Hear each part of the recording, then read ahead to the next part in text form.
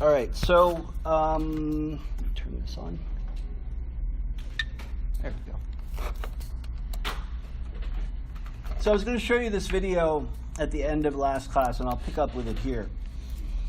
And remember that the point where we are in sort of giving a broad overview of economic history, very, very broad, by the way, is to talk about how this growing division between the city and the town, between the urbanized industrial space and the rural farming space, how it comes to play a role in American history, which we'll then sort of pick up a little bit later when we begin talking about things like the rule of law and look at the Constitution there and the role that this stuff plays.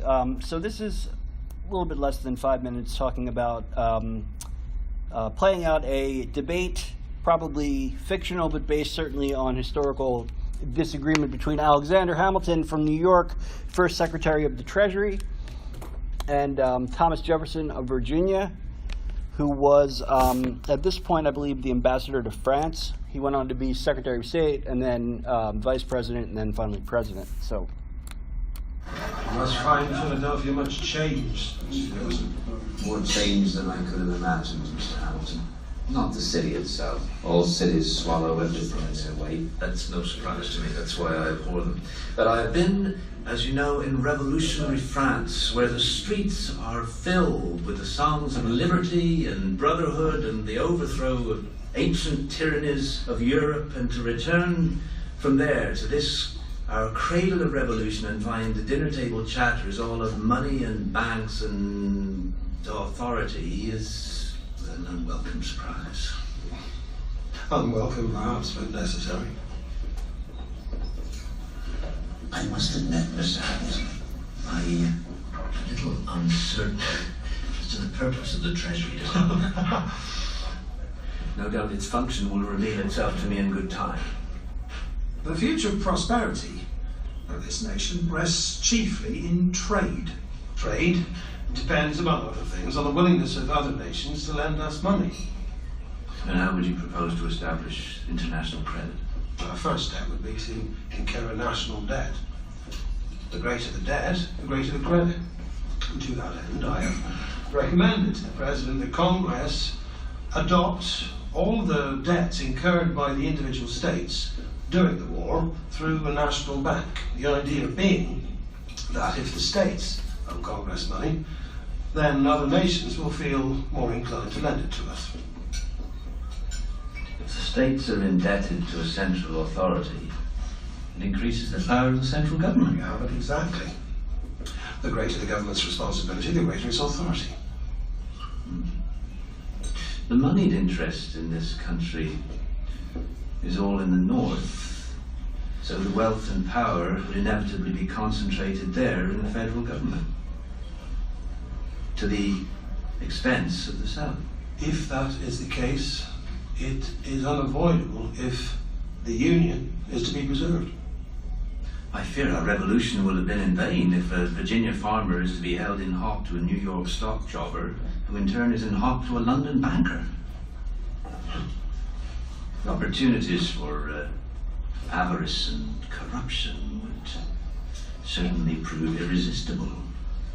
Well, there you have it, as I have heard said. If men were angels, then no government would be necessary. Well, certainly, that is very well said.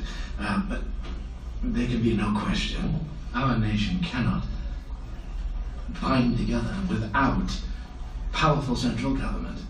But we must also accommodate the needs of our constituent states, both north and south.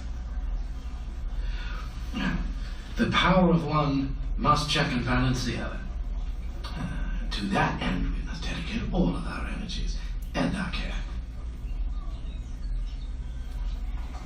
So this is the. I would like to welcome Mr. Jefferson home. This is the pervasive ideological struggle in the early United States, straight through, it could be said, really straight through the Civil Rights era, which is the power of the federal government versus the power of the state governments. But what's not often said about that, and usually, and we'll see this when we talk about the Constitution, this is very heavily dependent on the slavery issue, and then subsequently by the civil rights issue.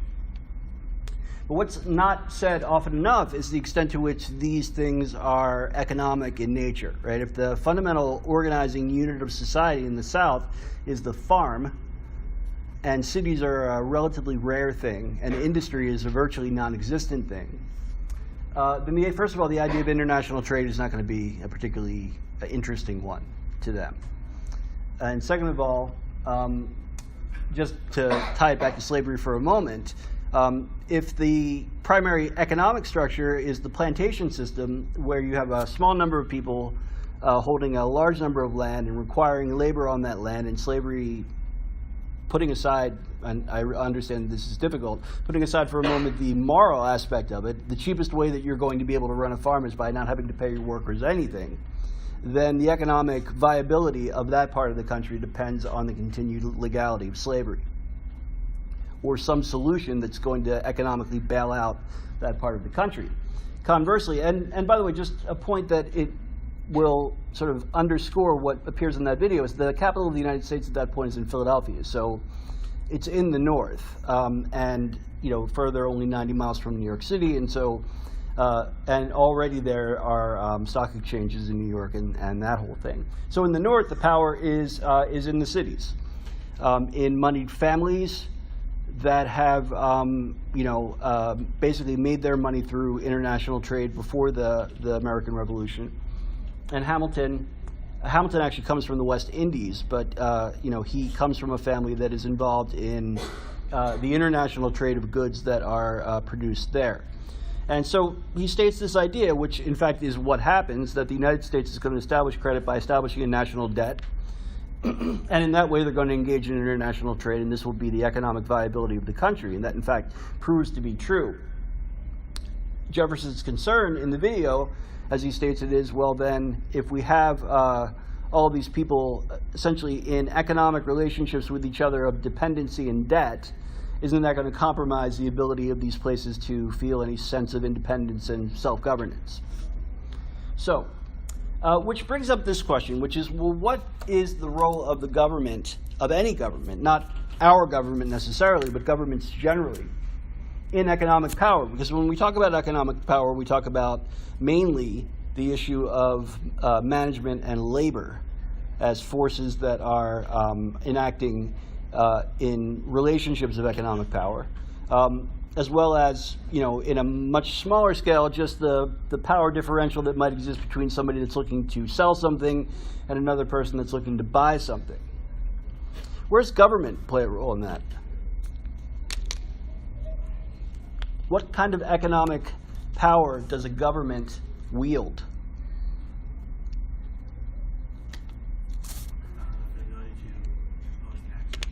Well, that's the sort of the core one, and the one that is pervasive across all forms of government is that one, right? Government can tax. And there's a basic understanding with a small minority that would disagree, that says that understands that taxation is a necessary form of governance. Government has the ability to tax you. It underwrites that ability to tax you, of course, with military force, right? If you don't pay your taxes, they're going to come and arrest you. And they'll get their money anyway, and usually with some penalty or rate of interest attached to it. Because we understand that government needs money to run. So in that sense, it has that very direct economic power over the citizen. But in any power relationship that exists between a government and a citizen, in any power relationship really at all, there's supposed to be reciprocation. There's supposed to be something that is gotten in return. So what does the citizen of a country get in response or in kind for taxation? Yeah. That's, again, the core underlying thing that is the bare minimum a government is supposed to provide. Yeah. Well, and when we talk about the Constitution, we'll talk about that as well, because repeatedly in the Constitution, the writers will stipulate that taxation is sort of the price that's being paid for representative government. And so whenever the Indians are talked about, for instance, they're always talked about as being not taxed, because there has to be a justification for their not being represented. And it can't be that they're slaves, because they're not. And it can't be because they're not native born to the country, because clearly they are. And so some other formula has to apply to them, and they're going to decide on, well, we're not taxing them, and that's really what our excuse is. So yeah, there's in a democracy at least, there's representation that goes along with it as well. Now, those are, again, the sort of the baseline bottom level of what is expected of a government when it taxes you, but at the same time, it's worth noting that there can be the expectation of more from a government on the basis of taxation, and that can range across a whole bunch of different things. It is also true that the government itself can be a buyer and a seller. It's true that the government, therefore, can be in an advantageous position, and therefore the more powerful position, or in the less powerful position, and therefore be at the behest of something or someone that is more than powerful than it is. And all that should be borne in mind. And then finally, it's worth noting that there's always the possibility that the government will be an employer, in which case it will be the employer and labor will be the opposite number in that particular power relationship that exists. So I want to move away from this for a second, but we will ultimately get back to it. If not later tonight, then we'll get back to it at some point later on. And I want to shift and talk about about corporations, because corporations represent currently the single most powerful economic force that exists in the world. And so it's worth understanding them. It's worth how that power is manifest in a bunch of significant ways. Corporations were not always the most powerful bodies that exist from an economic standpoint, but they certainly are. And how they got that way is kind of important to understand too, because that power is not only limited to economic power. It can also translate into the other forms of power that we talk about, including military power, provided that it has the support of a government that can exert military power. But at the very least, and again, just very briefly to mention it historically, when the European governments in the 15th, 16th, 17th century are beginning to put out colonial endeavors, it's not the militaries of the countries that are providing the force. It's private armies that are providing that force.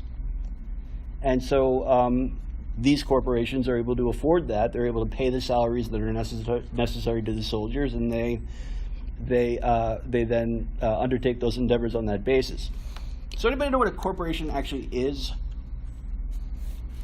What makes it different from other kinds of companies? The chief difference between a corporation and other kinds of companies is something called limited liability. So limited liability means that if the company is no longer able to pay its debts, that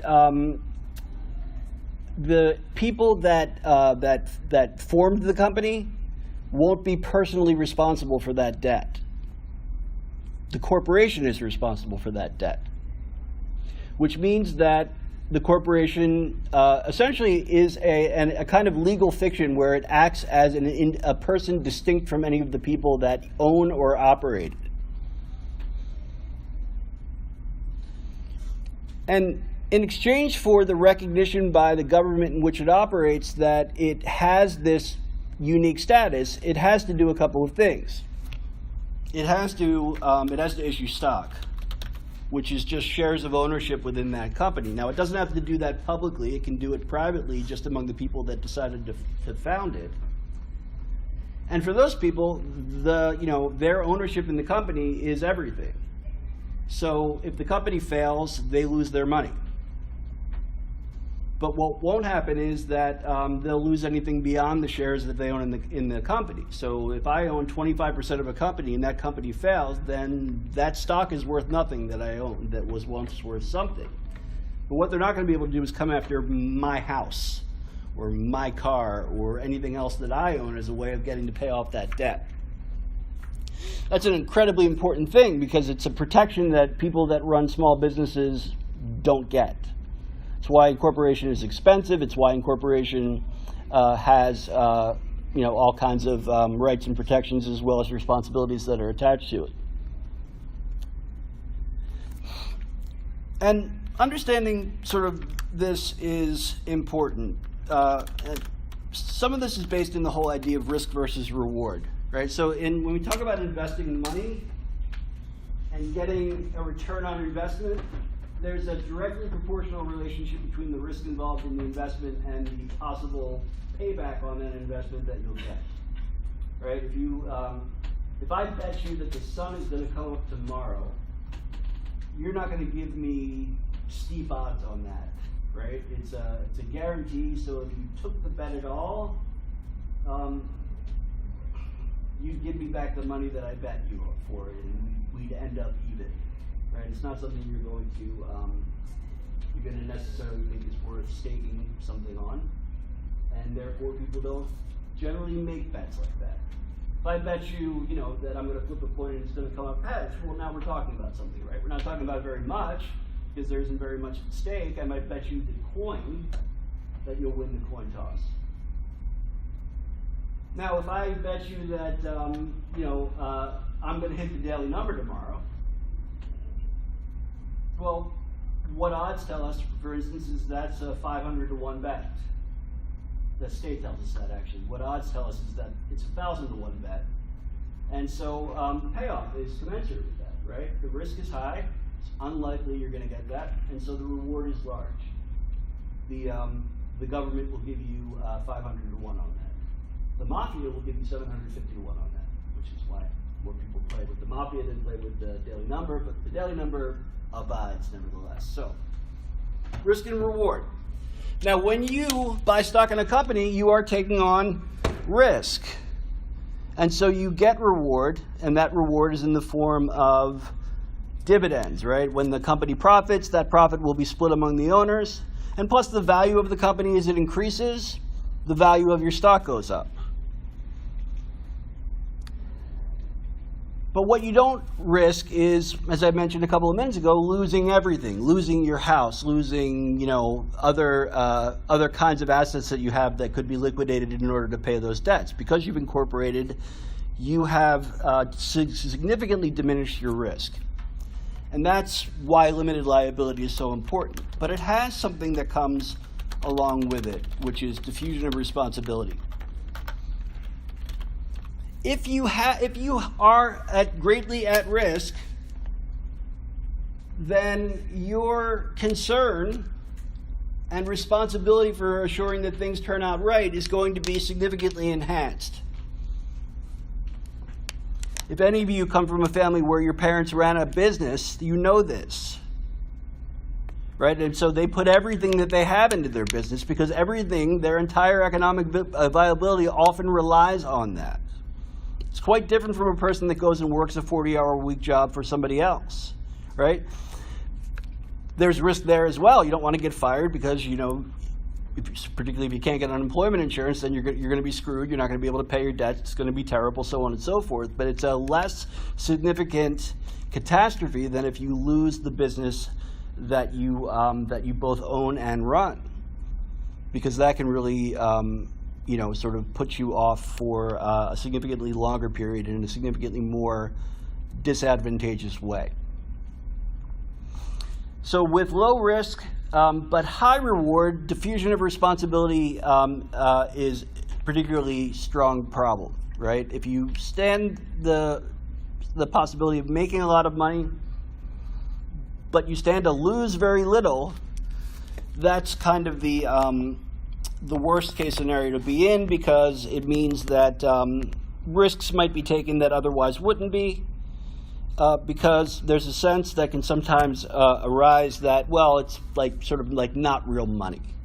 Like I can lose, but I'm not going to really lose. I'll lose the 10% that I own in this company, but I won't lose the farm.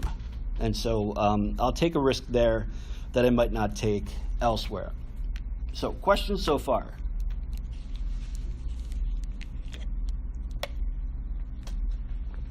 They developed these, by the way, corporations. They developed them mainly because of colonialism. The idea that you were taking a risk by going and, sailing across an ocean and maybe, meeting up with pirates or sinking, bad weather, hitting a dead calm. And so now, with that risk, although there is tremendous reward that is possible, you need to diffuse the financial responsibility. So you'll sell stock in your company. You'll sell stock in the British West India Company or what have you. Another way of that companies will raise money is that they'll issue bonds. Bonds are like the opposite of stock. Whereas stock is a form of ownership in a company, a bond is an acquisition of that company's debt with the promise that it'll be paid back to you with interest.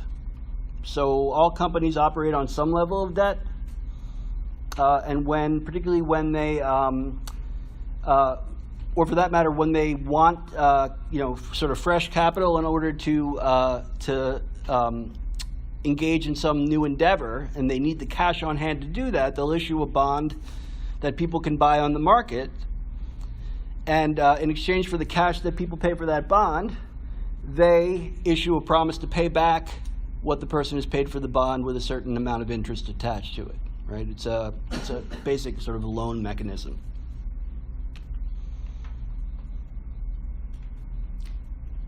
And again, the amount that you get back on, like any investment, the amount that you get back on buying a bond is going to be commensurate with the risk that's involved. So the safest bond investment anywhere in the world, does anybody know the safest bond investment that a human being on planet Earth can make?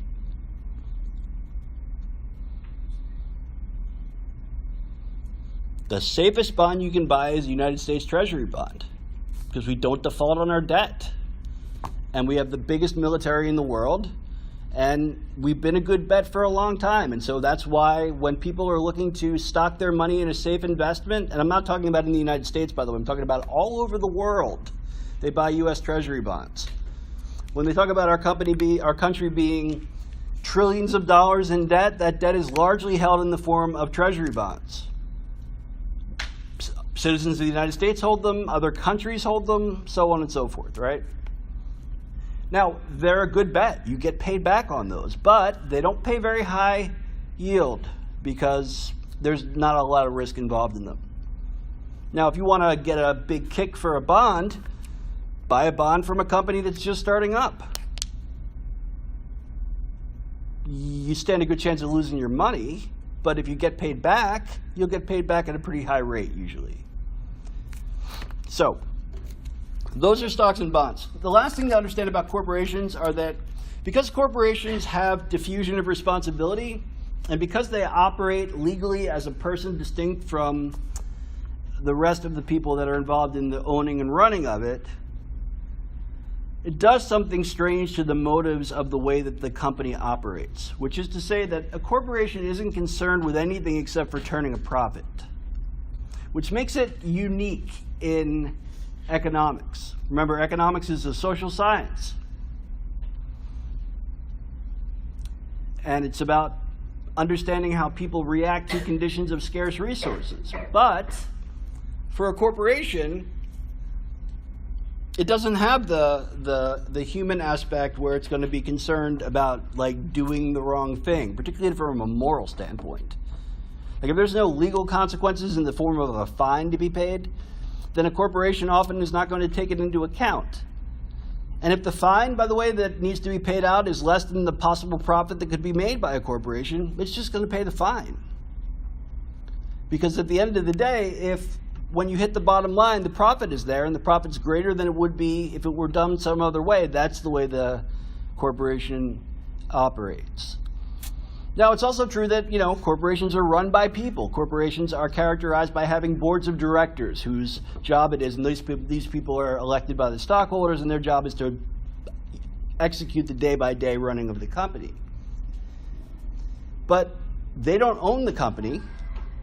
Sometimes they will, but by and large, they won't have a controlling interest in the company, so they don't have the risk involved in it. They might lose their job, but they can go find a job on another board.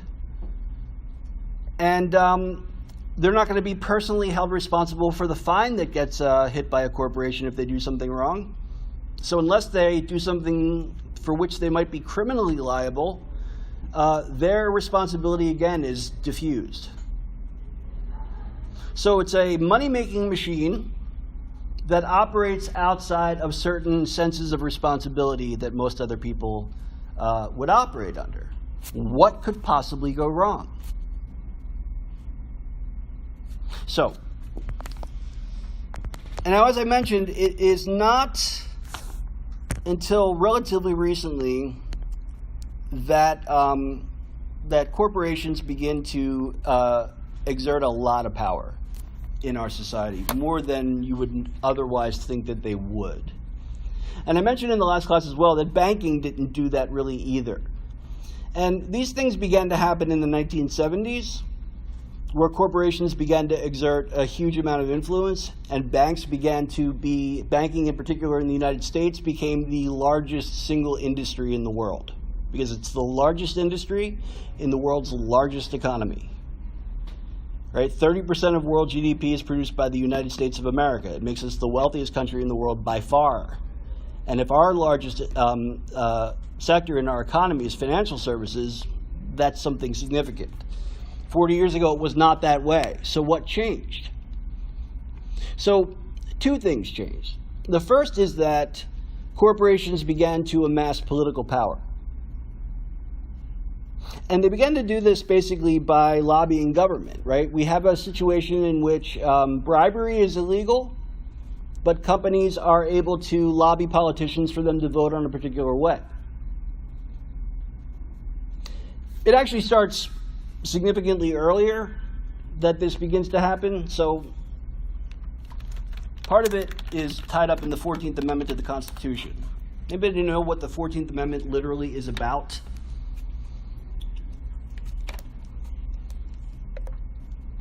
I didn't suspect you would. Just perhaps maybe one of you does. So the 14th Amendment was one of the three amendments that were passed after the Civil War. The 13th Amendment banned slavery, with one notable exception, which is that if you are a convicted felon, you can still be enslaved. 14th Amendment guarantees that any person born within the borders of the United States is a citizen regardless of his or her race. 15th Amendment guarantees voting rights for former slaves. So 14th Amendment guarantees that any person born within the borders of the United States is a citizen of the United States regardless of their race. What does that have to do with corporations? Not very much, except for the language that the law uses, which says that any person, any citizen of the United States, by virtue of being born within the borders of the United States, has right to due process and equal protection under the law. And this is the big one, is the equal protection under the law. So now you have enunciated in the Constitution that every person who is a citizen of the United States is guaranteed equal protection. Here's where, so you might know that in the late 19th century in the United States, we underwent something called the Progressive Era, where there was sort of like a pushing back against big business, which had amassed a lot of power through industrialization. One of the things that the big business managed to accomplish in the late 19th century was that they were able to get court rulings that corporate personhood was legal personhood. So corporate personhood, remember, is sort of baked into the cake. The corporation is an entity separate from the people that own and run it. And so only its debts can be relinquished through the liquidation of property, but not the property of the people that own and run the corporation. And as a result, it's not an actual living, breathing person, but it's treated in the law under a person. What a series of court decisions beginning in the late 19th century said was that that corporations were in fact entitled to due process of law, like a regular person. Now that opens the door. In fact, the vast majority of adjudications of the 14th Amendment have been on that basis since then. It has only, in the minority of cases, been adjudicated on the basis of what it was intended for, which was to give people citizenship regardless of their race. And as you might know, in a very famous case that came up during the 1940s, they ruled against a Japanese American that he was entitled to due process. So it's not even like it was ruled favorably on the basis of race. But it was ruled favorably on for corporations. So now corporations are considered legal people. They begin to get all other kinds of rights. So corporations want to lobby their politicians within the constituencies where they operate. They can do that, right? And if a challenge arises to their doing that, well, then they're going to make an argument that they're entitled to lobby their politicians under the First Amendment, right to free speech. And then somebody will say, but you're not a person and you don't have free speech rights. And their answer is, well, we've got this precedent now that says that we have equal protection under the law. And so, yes, we do.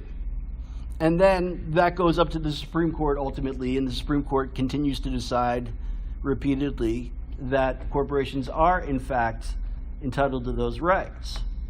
Now, this has a sort of back and forth kind of effect over the years because the courts are amenable to the idea or not amenable to the idea as generations go by. But in the 1970s, it really takes off because both political parties understand that this is advantageous from the standpoint of their own individual viability politically, as well as the individual wealth of the people that run the parties, that if they can get judges in seats in courts that are amenable to the idea that corporations are legally people and therefore legally have rights, then they'll two things. They'll laugh all the way to the bank, A, and B, their parties will be well funded because they'll be able to get things like, large donations, lobbying money for taking certain political positions.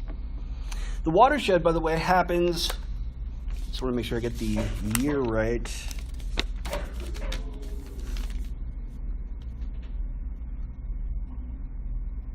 (2010).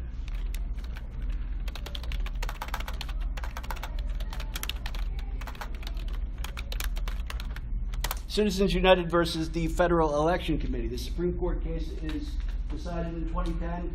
Decides that it reaffirms that corporations are people, that they have free speech rights, but extends their free speech rights to the rights to spend money on campaigns of presidential candidates. And so one thing you might know is that for every election that's happened since this decision, candidates for the presidency have spent more than $1 billion on their campaigns. They haven't put that out of their own pockets. That's by and large been paid to them by corporations. Now, it's true that of the 20 largest corporations in the United States, 17 of them are, business corporations. They're either banks or they're gas companies or what have you, and so they'll lobby on things like financial regulation, greenhouse gas emissions, so on and so forth. But 3 of those top 20 corporations are labor unions, and so they'll lobby on things like, protecting workers' rights and making sure that things like card check or that union shops will remain union shops. Non-union people can't work in union places. Those kinds of things.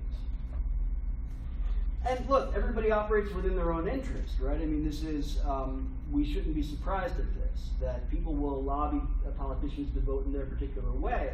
It's unsurprising. But here's where it gets a little bit strange. Where it gets a little bit strange is that, so anybody know what the 3 most powerful lobbies in Washington are?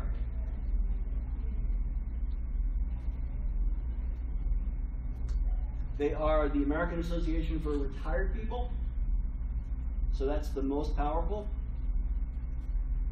And then in, I'm not sure what particular order, there is the National Rifle Association, and there is the American Israel Public Affairs Committee. So when these 3 lobbies are as strong as they are and have as much lobbying power as they have, and then on top of it have corporate money that are being funneled through them going toward political candidates, what happens? Well, what happens is that there's a school shooting, and somebody does a poll, and finds out that upwards of 90% of Americans would like there to be, broader background checks before somebody could buy a gun.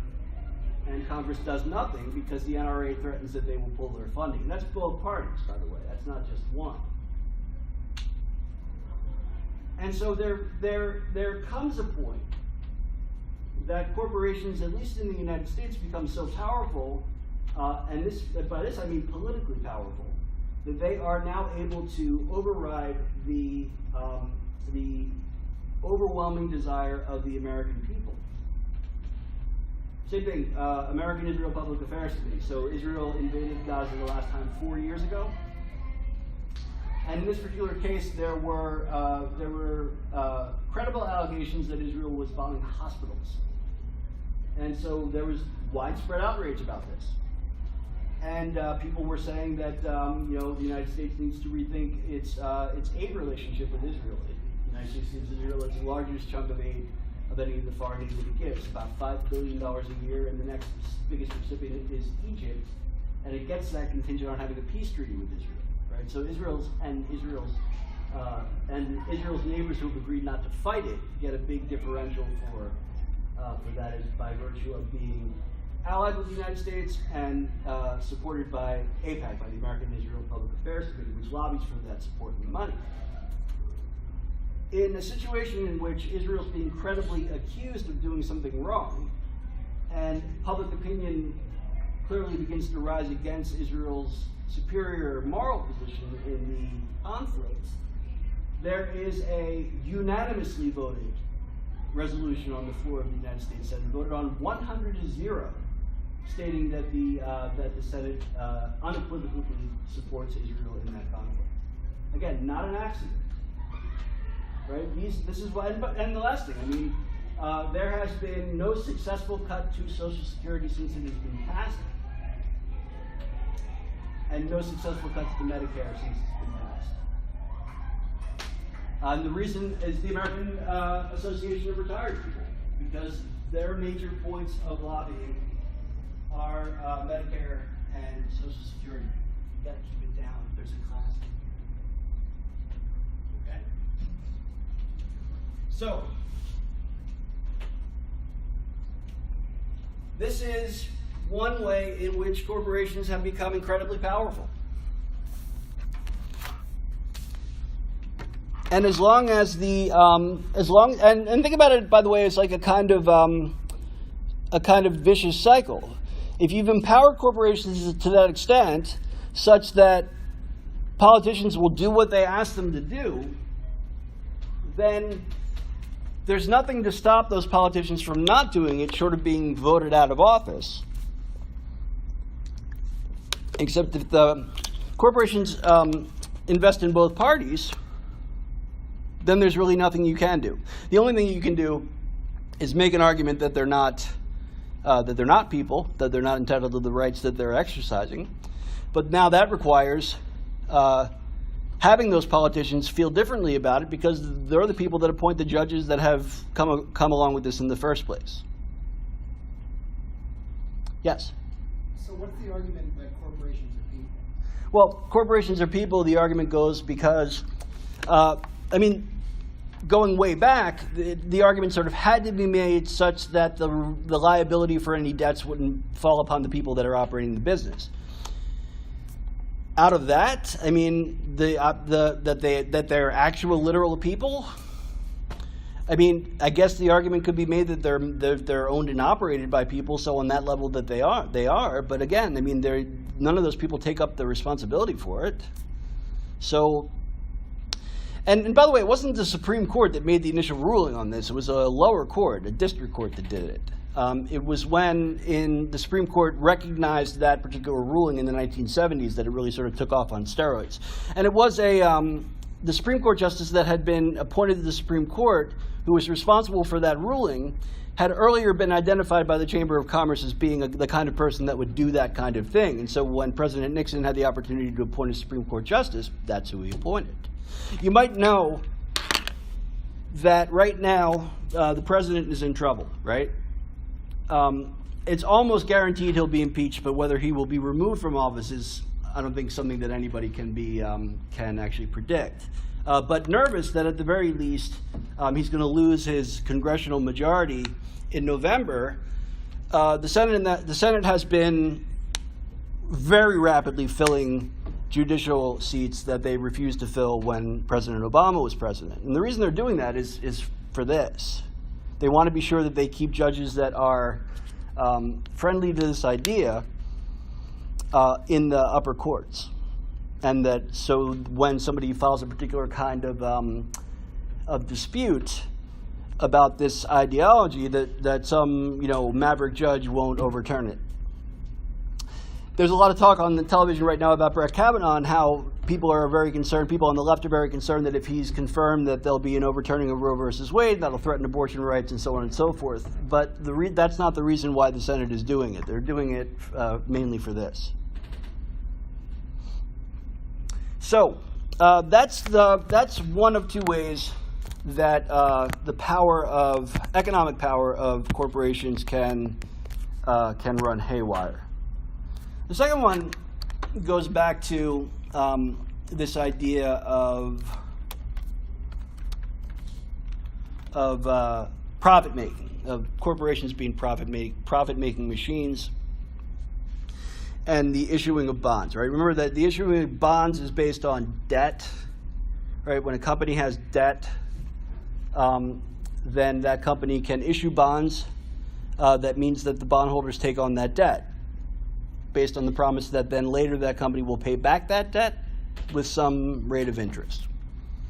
And that furthermore, the amount of return on that bond, what's called the yield on that bond, is going to be directly proportional to how much risk there is involved. The big innovation that came was something called a mortgage-backed security. And a mortgage-backed security was really kind of a very big. So a mortgage is a kind of debt, right? You buy a house and you put up a certain percentage of down payment, and the bank agrees that you can live in that house while you pay off your debt to them. Right? They assume the rest of the debt for that house. You pay them back. And the mortgage-backed security, the idea here was that banks could take these mortgages that they owned, and they could issue them as bonds, and people would buy them. And they'd buy them because they would be really good investments, and they would be. They'd be really good investments because, first of all, they'd be highly reliable, because when a person gets paid, the first thing that he or she does, if they're a homeowner, is pay their mortgage. And it's the last thing that they're not going to pay. So even in the worst economic times, the vast majority of people make their mortgage payments. So they were low risk.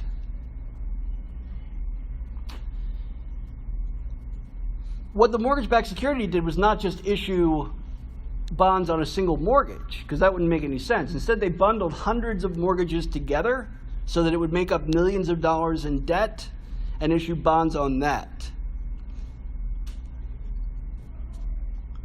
This actually had the effect of keeping the risk low, but making the yield much higher. So now you had a high return, but still low risk investment, which meant everybody bought them. So if you are what's called an institutional investor, and these are investors that you don't hear a lot about, but like when you have a company that has extra money that you want to invest, you employ an institutional investor who will then take that extra money, find a good investment for you that will give you a steady rate of return, the amount of risk that you are comfortable with, and it'll invest that money. When you are a city government, for instance, with a pension plan for your city employees, you're an institutional investor, right? You're getting that. You're putting that money aside for your city employees, and you know when they're going to retire. It's going to be when they're 65, and you can stage out, what number is retiring each year, and so okay, I've got 20 years to invest this person's money and get it back at this rate of return. So we'll do that. We'll get an institutional investor, and they will invest that money for us. They're going to love mortgage-backed securities because they're high return and low risk, because nobody wants to take pension money and put it in a high-risk investment. It's what people live on when they're old.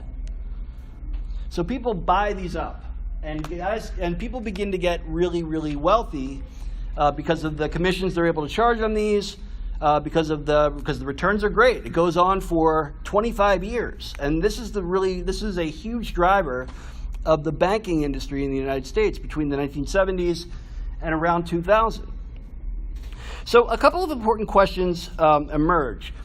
There are a limited number of homes in the United States, and therefore a limited number of mortgages. And so you can only issue mortgage-backed securities on so much property that exists in the United States. So what are you going to do when the demand for mortgage-backed securities is high, but your supply doesn't exist? How are you going to create more supply for this highly demanded thing? You can't create land out of thin air. Yeah. Build more houses.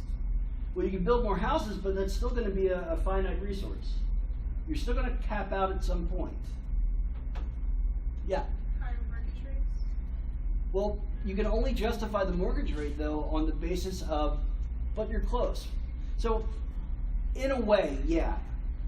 It's actually a little bit more complicated, but not a ton more complicated.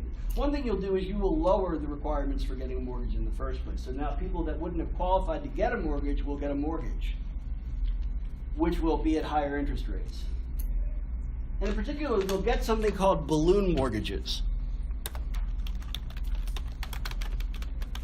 In a balloon mortgage, you'll pay one rate for the first 3 years or 5 years or 7 years, or the longest I've ever seen them go out for is 10 years. And then at the end of 10 years, your payment goes way up. And the argument that's made in selling these is that, well, in 10 years, you'll be making more money. Things will be better, and you'll be able to make that payment, or at the very least, you'll be able to refinance, so don't worry about it. That's a problem for you down the road, not one you need to worry about right now. The other thing that you're going to do is you're going to come up with ways of investing on investments, which are called derivatives. So if you don't have anything left to actually issue a mortgage on, then what you'll do is you'll issue an investment instrument on the basis of whether or not that mortgage-backed security succeeds or fails, or when it succeeds or fails, or it goes up by a certain amount or goes down by a certain amount. A huge percentage of trading is derivatives trading. It's not the actual stock, but it's a bet about what a stock will do.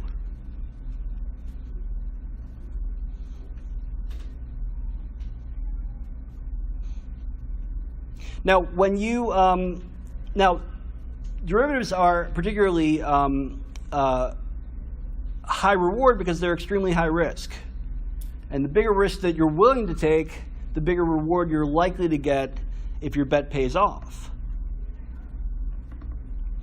And just let me insert a point in here to be clear on this. So if anybody happen to know, probably not, so let's check and be sure, what a single share in Apple costs today?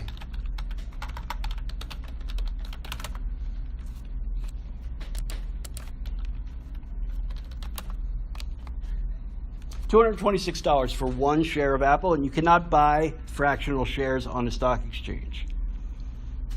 Right? So what percentage of people across the United States of America have an extra $226 that they can put toward a single share of Apple if a broker is even willing to sell it to them? Not very many. Which means you have to have money to begin with in order to get into this game in the first place. And for things like derivatives, you have to be very wealthy, which means you're going to make even bigger bets and take bigger risks. And the rewards are going to be much bigger, but the possible thing that you can lose is going to be much bigger. That's an important point to keep in mind. Second thing is that if you give mortgage loans to people that wouldn't have otherwise qualified for them, or you give them balloon mortgages, but you have a dot-com bubble in the year 2000 that wipes out a bunch of jobs, what have you done to the risk level of people paying back their mortgages? Sorry? yeah, you raise the risk level significantly. So now you've got this huge structure of mortgage-backed securities that are propping up a big sector of the economy. And a growing, not likelihood, but a growing possibility that some significant percentage of those securities are actually going to fail. Now, go back to you being a corporation that, remember, operates solely on a profit basis, and furthermore, doesn't have the sense of responsibility that a normal human being would have. What are you going to do to deal with that problem? Oh my God, people have these securities, and they're gonna crap out. And it's not just that people are holding the securities. That's actually the much smaller problem. The bigger problem is that all of these banks, big portions of their own holdings are also these securities. So now they realize they have shit on their books. Yeah. Is that when they start taking the houses away from people and become banks? We get there. It's a little bit further down the road. But what are you going to do to deal with this problem? You work for Lehman Brothers, right? You work for a big brokerage house on Wall Street, and you realize that once the number of defaults on mortgage-backed securities hits 8%, the bottom is going to fall out of the market, and you have a ton of this stuff sitting on your own books. First of all, if you have them on your own books, you want to get rid of them, which means you have to sell them. How are you going to sell them? How are you going to sell something that is not that's not worth anything? Well, so fraud is going to now enter the picture, for one thing. So they're going to begin selling these securities knowing that they're worthless. But that's actually a much smaller issue than the bigger one, which is that they're going to artificially inflate the rating on these bonds to indicate that they're much safer than they actually are. So people will keep buying them on that level. And here's the weird thing about this, is that the rating agencies are operated by the banks themselves, and so they're not actually breaking any law. And because, again, they've managed to lobby about these things. They've managed to not make it a problem for you to work for a mortgage bank one day and work for a rating agency the next week. They keep these ratings artificially inflated. And because there's competing rating agencies, one's afraid to be honest about it, because then they know that everybody else will run to the other rating agency and get their false rating instead. The third thing they do, and this is really what's genius, is they develop something called a credit default swap. So realizing that all of these really worthless, eventually worthless mortgages are sitting on their books, they say, well, wait a minute. Why don't we just take out insurance against them? Why don't we just go to an insurance agency, tell them that we want to insure against our mortgage failing? And so insurance agencies are going to say, sure, I'll take this, because mortgages never fail. And they don't know any better, because the rating agencies are on board with keeping them artificially inflated. They will ask for very large premiums on that insurance, because after all, what they could possibly lose is quite large. But they don't think that they're ever going to have to pay out these policies. And so they gladly issue these credit default swaps, these insurance policies against these bad bonds, not knowing they're bad. So what happens when all of a sudden now people begin losing their houses, right? I mean, so you're some guy that wouldn't have qualified for a mortgage otherwise. You buy your house in, I don't know, 1995 on a 5-1 mortgage. You buy it so that 5 years after you buy your house, your mortgage is going to balloon, right? And so you're able to make that payment for the first 5 years. It's not a problem. Even when you lose your job in 2000 because your .com company went underneath, you're still able to make that payment. But now, here comes 2002, and your balloon payment comes, and you can't make it, and you miss your third mortgage payment, they come and take your house. Right? So now, now that house has been reclaimed, and now it's held by the bank, which doesn't particularly want it, And so it will sell it back, but it'll sell it at a lower rate, a lower value than what it's worth, and it will drive the prices of the houses down and down and down and down. So that for those people that are now able to make their payments, they'll be making their payments on mortgages for houses that aren't worth what they're paying. Which means that even if they can make their payments, sometimes they won't, and those mortgages will default. So finally, the housing market collapses. All of these securities that are based on the housing market collapse. The insurance policies that are on these, because they're legal, have to be paid off. And the guys that were smart enough to realize what was going to happen, they walk away with close to $1 trillion. Meanwhile, people lose their pensions. People lose their homes. Now, as I mentioned, there was some amount of fraud that was involved in this, but it was far less than what was actually legal. Right? It was not illegal for the rating agencies to falsely inflate the value of these mortgage-backed securities. Why was it not illegal? Because the banking industry had successfully lobbied the Houses of Representatives and the Senate to deregulate Wall Street during the 1990s. This is not a party issue, by the way. This was under President Clinton. So, yeah, so if there was a criminal penalty that would have been associated with that at some point, it didn't exist in 2008. And so no crime was committed, nobody gets punished. Right? And there's nothing illegal about a credit default swap. Some guy, Michael Burry, he's a medical doctor and an investor, he made it up. He's the guy that realized that what he owned in his hedge fund was going to be worthless within a particular period of time, and he said, okay, well, I'll do this. This is how I will save my company. And he did. He saved his company, and he went from being a multimillionaire to being a billionaire. And the people that lived in the houses that were issued, the debt for which issued those securities, lost their houses. So this is sort of the gross example of economic power gone completely awry. Because then what happened, by the way, I mean, the banks fail, right? Because people panic, right? I mean, their money's in the bank, and they're worried that the bank is going to declare bankruptcy, in which case, their money's only going to be covered up to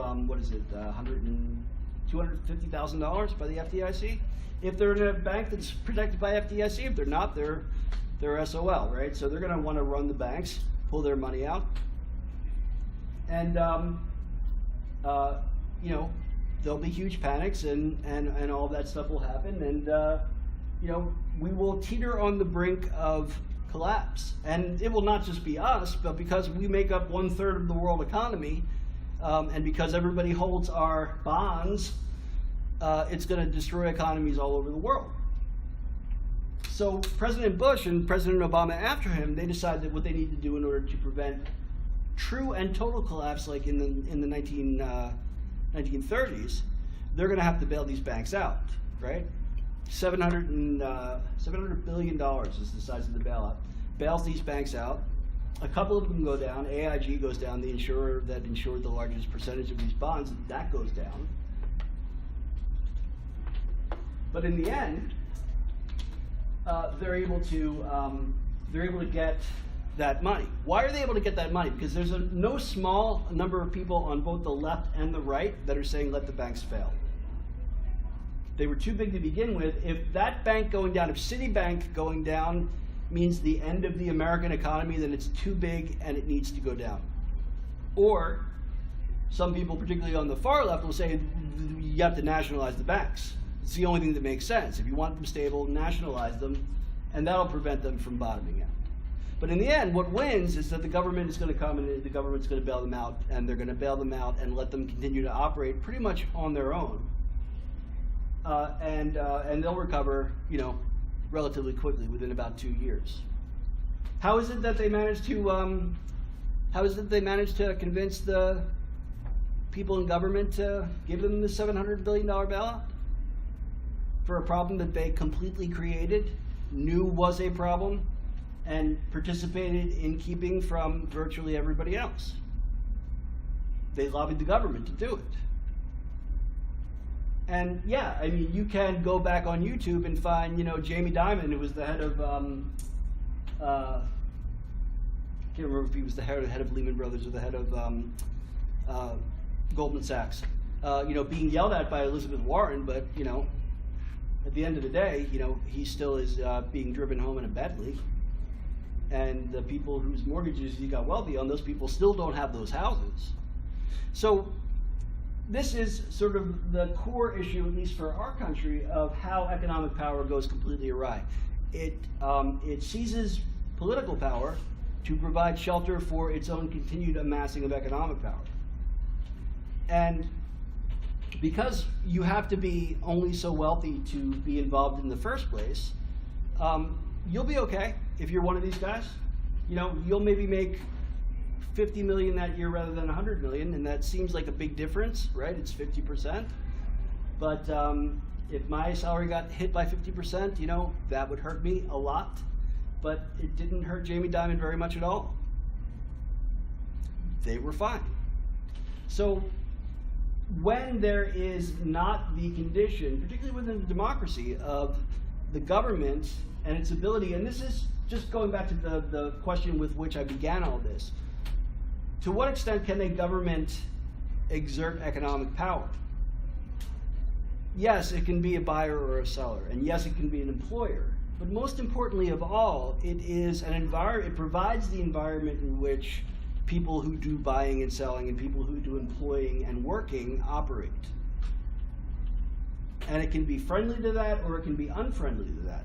It can be complicit in it, or it can be independent of it. And you know, positions about this will range all over the map. You will have people that are sort of very militantly capitalist and say, you know, the government should take no role whatsoever. There will, you know, for 70 years, Russia was run by communists who were very much of the opinion that that was government's complete business, more or less.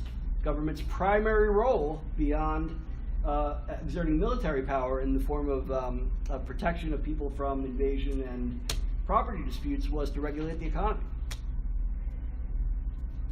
It provides a particularly strong amount of economic power when the country or jurisdiction or what have you of that government is a very wealthy country or a very large country, right? I mean, so you have a unique example of China, which operated under a communist model for about 35 years, and during which you know, it played on that very far one side of the equation where everything was controlled by the government, to now it is now very far on the other end of it and regulates extraordinarily little. And the result of that is that it's become an incredibly wealthy country, whereas it was not before. It is the second most wealthy country in the world, and it is the largest population in the world. And that transition from China being among the poorest countries in the world when the communists took power in 1949, and being still relatively poor, although more stable, when the current ideology took hold of it, which still calls itself communism, but is really not communism anymore, which was in the 80s. Over that last 30 years, that has made all the difference. It is political power exercising or choosing not to exercise regulation over economic power that's made the difference. Because think back to the point made at the beginning of class last Tuesday, right? Supply and demand is going to work.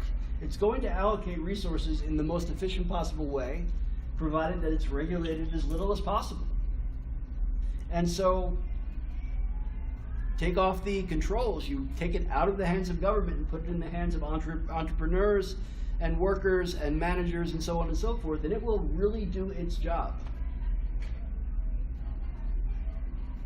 But it also means that it will leave itself open to problems like the ones that we talked about tonight. It will leave itself, for that matter, open to problems like ones we haven't discussed. Like, you know, China's industrialized over the last 30 years, and it's become the second most wealthy country in the world. It's also become a place where in the cities it's difficult to breathe on some days. Los Angeles has been like that for decades. Mexico City's been like that for decades as well. But if you regulate that, right? If you say there's only so much greenhouse gas that you can emit over the course of a particular period of time, that's going to hurt somebody in their pocket. And so it's going to be a balancing game. All governments, in providing the environment in which people do business, are going to balance, to some extent, the greater good, whatever it might be, whether it's environmental protection or, in our case, protections for homeowners, versus the ability of the economy overall to function at its optimal level and provide the wealth that capitalism does. Because as we will begin to talk about when we talk about democracy, and particularly talk about the issue of freedom and capitalism, capitalism delivers on what it promises. It delivers wealth. It is a wealth-creating machine, but it does not do so without consequence. And those consequences can be horrific, or they can be minor, depending not so much on who you are, but on how you're able to manage those consequences when they come to pass. So, my recommendation for you about the stuff that we talked about tonight is to find a movie called The Big Short, which stars the Canadian one. What is his name? The one that people like. The actor with the face. What is it? Ryan Gosling. And Batman was Christian Bale. He's in it too. And Steve Carell's in it also. Because they do a great job of explaining all this in a way that probably I didn't do a very good job of. But and they are the people that were involved, playing the real people that were involved in the way that this panned out. And what's interesting about that movie is not only that it explains what happened, how it happened, and why it happened as well as it does, but that it also indicates that not everybody just sort of went laughing all the way to the bank on it. Can I help you? So, see that. And that's all I got for tonight. So any questions before we part? All right, no class Tuesday. I will see you Thursday.